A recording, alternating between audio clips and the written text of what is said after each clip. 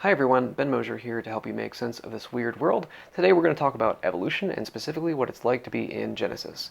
Here's the gist. Every aspect of your business is evolving under supply and demand competition from left to right. You don't get a choice in the matter because as long as someone out there sees an advantage in making something better, they're going to invest in it and do so. So given that, it's worthwhile to understand that as things evolve, their characteristics change. Say, in stage 1 in Genesis, there's a lot of failure, but there's high future worth and it's an undefined market. But if you look at stage 4, it's completely the opposite. Failure is surprising, high volume operations, but there's an ever reducing margin and it's a mature market. When you're thinking about what to own, what components to own in your organization, you want to own things that are in a growing market that have high profitability. And just generally from a stability standpoint, things in stage 3 and stage 4 are effective and working well. Now, in order to get there, though, you have to start in stage 1 in Genesis. And that's the problem. To get things from stage 1 into stage 2 and into stage 3, it's an expensive process because you have to try a bunch of stuff, figure out what works, and then push it forward.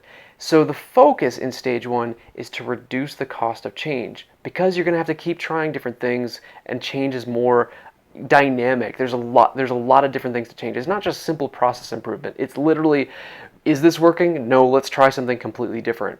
So to optimize for that problem, you need to have a bunch of stable components, things that are in stage 3 and 4 that are enabling the work that you're doing in stage 1 because they're stable and basically they're predictable and reducing the cost of change, basically limiting the variation in the system to just the things that you need to experiment and change in order to move something from stage 1 into stage 2 and stage 3.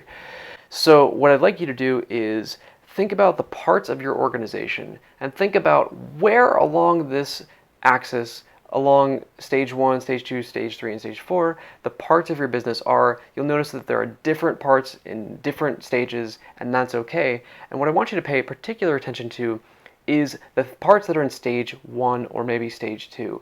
And ask yourself, what would it take for me to reduce the cost of change in these parts such that I could experiment and try new things in order to make them better and push them from stage 1 into stage 2 and stage 3. That's the challenge. Comment below if it doesn't make any sense. I'd love to talk to you. Thanks for watching.